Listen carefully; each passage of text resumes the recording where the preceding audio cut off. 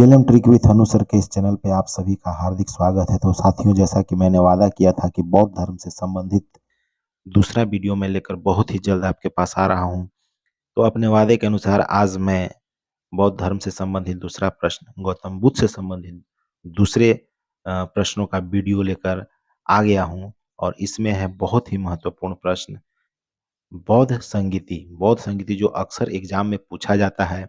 अगर आप इससे पहले किसी भी एग्जाम में बैठे होंगे तो इस तरह के प्रश्नों से आपका आमना सामना जरूर हुआ होगा।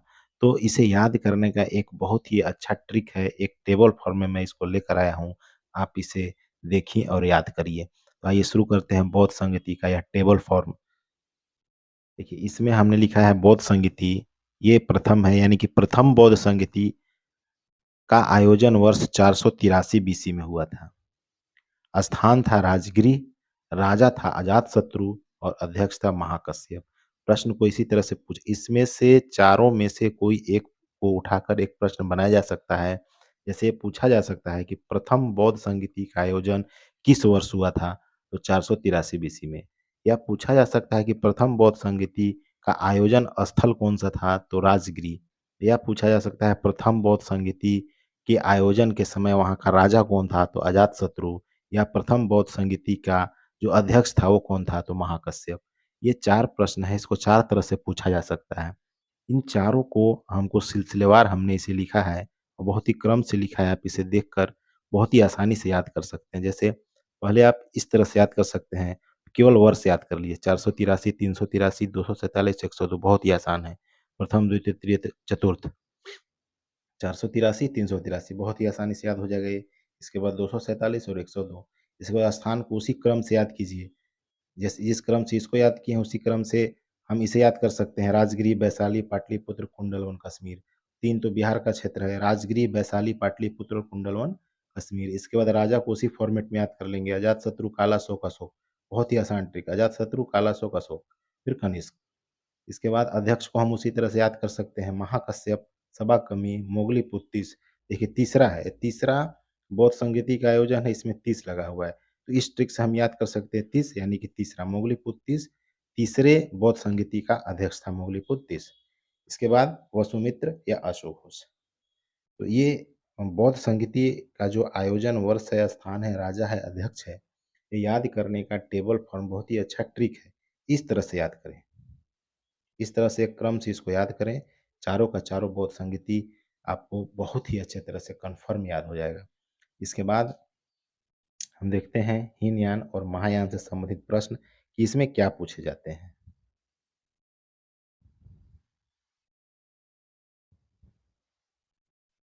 ये देखिए हीनयान और महायान है, हीनयान से संबंधित है, ये महायान से संबंधित है। हीनयान के लोग या हीनयान के जो अनुयायी थे, वे बिल्कुल ही रूढ़िवादी एवं परिवर्तन के विरोधी थे। ये गौतम बुद्ध के बताए हुए रास्ते पर ही चलना पसंद करते थे। ये उनके बताए हुए 4 आर्य सत्य, ये उनके बताए हुए अष्टांगिक मार्ग, ये उनके बताए हुए त्रिरत्न के ही पुजारी थे। जबकि महायान जो 2 शाखा में बटा, एक हीनयान और महायान, तो हीनयान के लोग बिल्कुल ही रूढ़िवादी एवं परिवर्तन विरोधी, जबकि महायान के लोग परिवर्तन के समर्थक। इनका कहना था कि समय के साथ परिवर्तन भी आवश्यक है। अब देखिए, हीनयान के जो अनुयायी थे वे महापुरुष लेकिन देवता नहीं, ये गौतम बुद्ध को महापुरुष मानते थे लेकिन देवता नहीं मानते थे। जबकि महायान के लोग बुद्ध को एक देवता मानते हैं या अवतार मानते हैं। इसके बाद हीनयान के लोग मूर्ति पूजा के प्रबल विरोधी थे, ये मूर्ति पूजा नहीं करना चाहते थे। जबकि महायान के लोग मूर्ति पूजा में विश्वास करते हैं। हीनयान के लोग जो मुख्य रूप से बसे हुए हैं वो श्रीलंका में, दक्षिण भारत में, बर्मा में और थाईलैंड में बसे हुए हैं। जबकि महायान के लोग मुख्य आदर्श बोधिसत्व हैं, ये उत्तर भारत, चीन, जापान और तिब्बत में बसे हुए हैं। ये थे हीनयान और महायान के से संबंधित प्रश्न। इसमें डिफर करके, डिफरेंस करके पूछा जाता है प्रश्न, इसे आप याद करेंगे। इसके बाद है त्रिपिटक। गौतम बुद्ध के त्रिपिटक कौन कौन से थे? देखिए ये बहुत ही महत्वपूर्ण है। जैसे बौद्ध संगीति महत्वपूर्ण है, उसी प्रकार त्रिपिटक भी बहुत ही महत्वपूर्ण है। इसका सर्वप्रथम प्रश्न यह बनता है कि त्रिपिटक यानी कि बौद्ध साहित्य जो है वह किस भाषा में लिखा गया है? तो यह पाली भाषा में लिखा गया है। अब तीनों पिटक में अलग-अलग चीज़ों का वर्णन है, उसी को यह क्लासिफ़िकेशन करके पूछता है कि सुत्त पिटक में क्या है?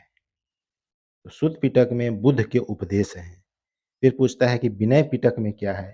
तो विनय पिटक में बौद्ध धर्म के संघ से संबंधित नियम हैं और अभिधम्म पिटक में क्या है? तो बुद्ध के दार्शनिक विचार हैं। यही बौद्ध धर्म में है। अब हम देखेंगे कुछ बौद्ध साहित्य एवं कुछ बौद्ध साहित्य के रचनाकार जिनसे प्रश्न बनते हैं। जैसे अश्वघोष, यह बौद्ध साहित्यकार थे। अश्वघोष की रचनाएँ कौन-कौन सी हैं? तो उनके रचनाओं का नाम है बुद्धचरित, सौंदरानंद, सारिपुत्र प्रकरण। ये अश्वघोष की 3 महत्वपूर्ण रचनाएँ हैं। इसके बाद नागसेन, ये भी बौद्ध साहित्यकार थे। इन्होंने लिखा है मिलिंदपनहो। एडविन अर्नोल्ड, इन्होंने लिखा है लाइट ऑफ एशिया। तो ये था दोस्तों बौद्ध धर्म से संबंधित या गौतम बुद्ध से संबंधित कह सकते हैं मेरा 2 वीडियो। अगर ये दोनों वीडियो आप देख लेते हैं, जो कि एक इससे पहले हमने अपलोड किया है, अगर ये दोनों वीडियो आप देख लेते हैं, तो मैं दावा करता हूँ कि किसी भी एग्ज़ाम में बौद्ध धर्म या गौतम बुद्ध से संबंधित प्रश्न आपसे छूटेगा नहीं। आप जब प्रश्न एग्ज़ाम हॉल में बैठिएगा, तो ये सारे प्रश्न आपकी आँखों के सामने घूमते हुए नज़र आएँगे। आप इस वीडियो को ज़रूर देखें और अपने किसी भी एग्ज़ाम में इसका फ़ायदा उठाएँ और लास्ट में प्लीज़ सब्सक्राइब माय चैनल। मेरे चैनल का नाम है TLM trick with Anuj sir. जो भी नए हमारे सहायक अध्यापक हों या नए छात्र-छात्राएँ हों, जो कि मेरे वीडियो को पहली बार देख रहे हैं या कितने बार भी देख चुके हैं लेकिन वे सब्सक्राइब नहीं किए हैं, तो अवश्य सब्सक्राइब करें ताकि मैं आप सभी के लिए ऐसे ही महत्वपूर्ण वीडियो बनाकर लाऊँ और आपको मैं सफलता के उस दरवाजे पर लाके खड़ा कर दूँ, जहाँ एक दस्तक से आपको नौकरियों की बहार आ जाए। तो तब तक के लिए धन्यवाद। आप सभी मेरे चैनल को ज़रूर सब्सक्राइब करें। नमस्कार।